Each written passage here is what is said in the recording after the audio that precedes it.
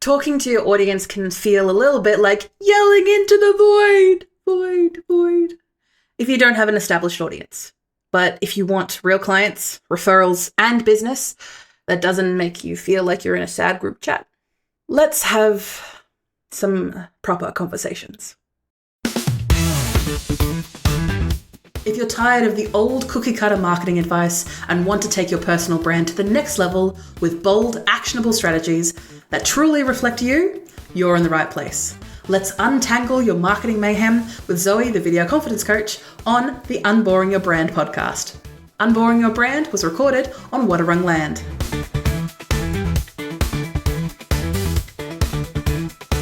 Thank you to Tristan for reaching out via email for asking this question.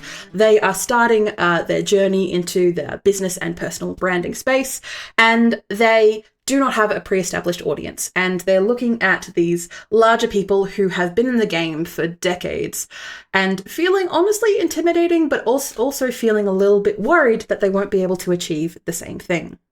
So I wanted to allay your fears, Tristan, and also give you a chance to be able to break down these barriers in a nice, easy, digestible format, almost like a podcast. Please come and join me. These types of conversations with your audience.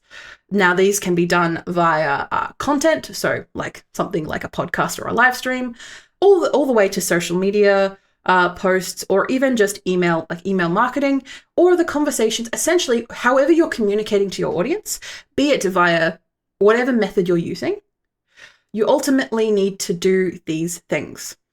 You ultimately need to do consistency. You need to know who you're talking to. You need to think about the easy conversation starters, not just for them, but for yourself.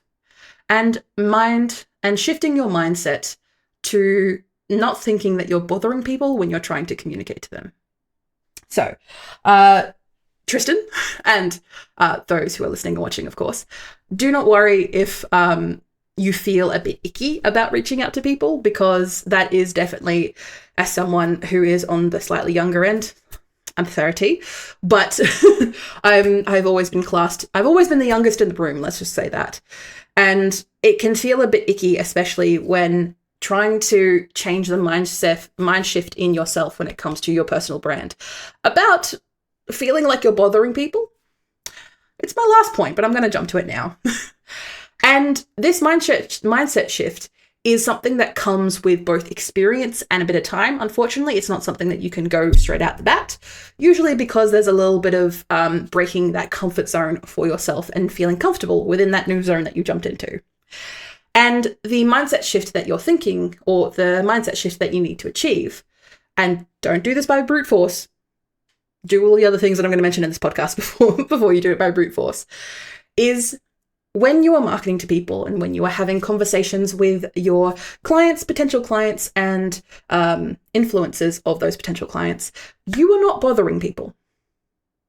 Now, of course, that may seem a bit strange when it comes to marketing and we see ads that are infiltrating our daily life. It can seem a bit like, ooh, I'm being bothered by these messages. So when I'm doing the work that I'm doing, aren't I bothering people? You aren't bothering them if you're inviting them into the conversation, especially when they already want to be a part of that conversation because they have a problem that you have a solution for. You are running this business brand, you're running this personal brand, or usually in my case with the clients that I work with, you're kind of doing a combination of the two, where you're running a business utilizing your personal brand. The people that are interested in the message and interested in what you have to say are following you for a reason. And if you keep showing up like a human and not like a billboard, they are going to connect with you. And when it comes to this, and I personally struggled with this for a very long time in my business, I felt like I was bothering them because I was interrupting their flow. I was interrupting their day. I'm going to tell you now, that is not what's happening. When communicating, that is not what is happening. When you are putting out a post on social media, or you're sending someone an email, or when you're popping up in an advertisement. Yes, a lot of people have learned to tune that out. But if you are actually providing a solution to their problem, people want to hear about it. People definitely want a solution. And even if it is something that they don't see straight away, because most people need a minimum of about 14 to 16 touch points. Touch points are when people see your brand, see your face, see your message, and are able to connect that in their mind. Then that is what a touch point is. And as you can imagine, that may seem like a lot of touch points. When you get over that, first of all, mindset shift of understanding that you are not bothering people with the solution that you have to their problem, then those touch points get slightly easier because you can start actually actioning what we're going to talk about in the rest of this podcast episode. So Tristan, you still with me? Well done.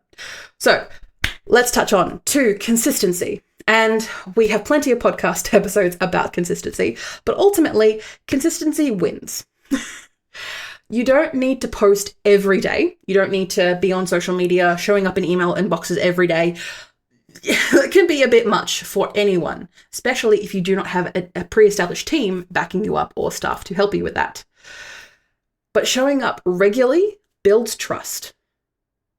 Like, if you are going to consistently be there for people, they're going to recognize and trust you that you are going to be there to solve their problem.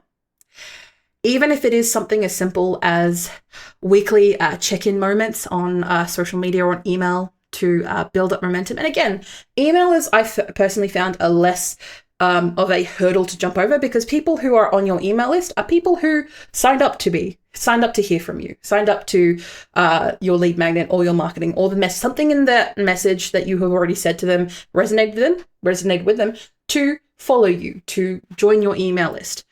So I find that hurdle of bothering people, you kind of jump over that a little bit easier when it comes to email.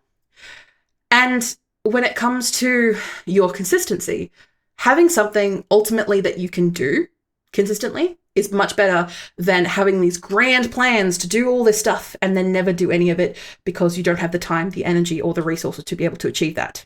See, let's talk realistic here. And even if you are someone who has a team behind you who can support you, consistency is still incredibly prevalent, especially in your messaging, and who maybe, for example, people who reach out to you may be reaching out to an assistant or a staffer or someone else in your business, making sure that everyone still speaks the same language and still has that forward focus of I am here to solve your problem. Then it doesn't entirely matter who exactly they speak to. You are building that trust and consistency. And going back to the weekly check-ins, thinking that your customers or your potential customers asking them what's on their mind this week, that you can help them, because of course you will be known for something. I'm known as personal branding and video marketing. Why? Because that's all I talk about. And when it comes to your message and how you reach out to people, they will inevitably very quickly pick up on what you're putting down and the solutions that you provide. It's less about going viral and more about being reliable. I'll do that again because I made that rhyme in my scripting. It's less about going viral and more about being reliable. Like a good coffee shop. You are going to recommend a good local spot that you love because they are consistent. They do good coffee. You walk in, there's maybe there might be a line, but you're happy to wait because you know it has good stuff and the staff are nice and helpful. You're going to do it. And that is the same for your business.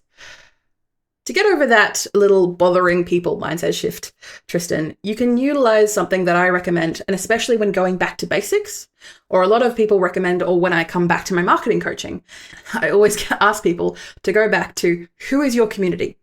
Who are you doing this for?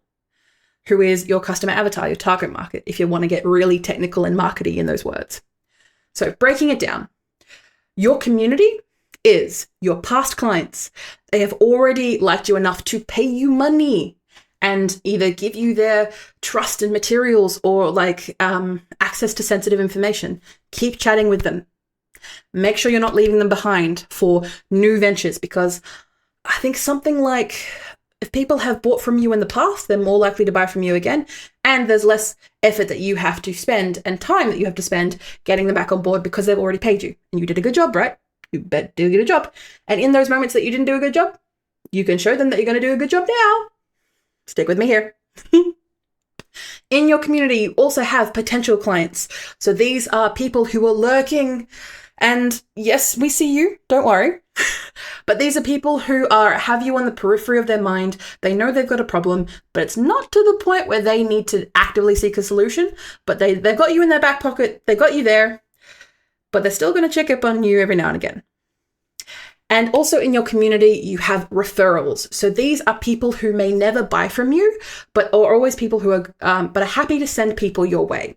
These are other business owners who, say, for example, might be in my particular niche, but for example, they know who I work with, so they send people my way. And I also do the same in turn. I have parallel businesses who are not necessarily doing what I'm doing, but when they are like me, that either overwhelmed or, for example, they need someone who has come to them being like, hey, I need this video or I need this thing done for my marketing, and it's clear that they have no idea what they're talking about. Instead of this potential referral being just overwhelmed, being like, this is going to be so much work, they can send them over to me. I can sort them out, send them back over to them. Boom, done. And the referrals, especially when you do a good job, look like heroes because they've recommended someone who's able to solve their pain point. That is why referral marketing works, people. And I can do podcast episodes on that too if you want me to break it down for you. And the final part of your community, and arguably the most important, are fans who may not be the right fit for your business. So they may not need you or may not need you for a very long time, depending on the type of business that you run, but they love what you're about. They love your personal brand and they want to shout it out from the rooftops. And thank you everyone who is one of my fans, who has either, met me in person or has seen what I've done in the past and liked my vibe. Thank you so much. I'm so proud of you. And hopefully I'm able to keep your trust by serving well whoever you send my way. So thank you again. I tip my hat off to you. I'm not wearing a hat because this hair is not going to work under a hat. Mind you, I'm finally fixing my pirate hat, so you'll probably maybe see those in the future. I don't know if I can fit headphones under a pirate hat though. So when it comes to yourself and taking these actions, now that we've gone through the mindset shift, we've gone through consistency, and we've gone through community, maybe thinking of some easy conversation starters that can actually work for your community. Now, of course, these examples are going to be very broad because, of course, I don't know your community. I don't know who you're talking to. I don't know why you're talking to them. And I don't know what you do to solve their problem. But in regards to low stakes activities that you can do to get the conversation going, even if you don't have a pre-established audience, getting out there and actually talking to people is going to help you build an audience. Start in a local community if you are a locally run business. And even if you're not a locally run business, going out there and serving people and helping people is going to get you seen, is going to get you going. The more that you put yourself out there, even if it's uncomfortable, the more that you put yourself out there, the more that you're going to be seen doing well. And you can do this by these really easy starter things. For example, you can do polls and questions on stories or on LinkedIn or ultimately on any social media platform. Polls and questions are really low effort, high reward, and it can be enable a way to gauge where your community is at. Again, all aspects of your community. So, for example, something like, what's your go-to tool this week? Or something that asks questions to get feedback from all your community to get an idea of what works for them. Another thing that you can do on social media is this or that posts. You can use, for example, something that is comparable, for example, voice notes versus text replies, and people love an opinion. Maybe don't go something too decisive unless it is part of your brand, and feel free to check out my previous episode on standing for something, not just fonts. Go and check that out. If you're interested in not necessarily being decisive, but making sure that you stand and bring in people who stand with you on that opinion. So you can use that to, have people put in their opinion, especially if it's just one click. It's going to allow people to feel a lot better about making that decision. But also you can get the data and the insights to understand of okay, who is engaging with my post? Who is seeing me more? Who is seeing my message? And you can take action on that. Wink, wink, nudge, nudge. You can also create mini behind the scenes, either videos or images or even aspects on your, say, for example, email list. You can run behind the scenes, either collections of videos or maybe even a podcast. I worked with someone who did a mini podcast that was only available on their email list that went through the behind the scenes of a product launch that they were doing, because all of their customers were also people who did product launches. So that was really interesting to do. And about 6 months later, they launched that as a mini lead magnet that people could access, that say outside of their email list could access to gain access to their email list. And it worked really, really well for them. So that's an idea that you can use to something that is easy, something that you can already do an impact into your current workflow. You can also use this opportunity to do client shout outs.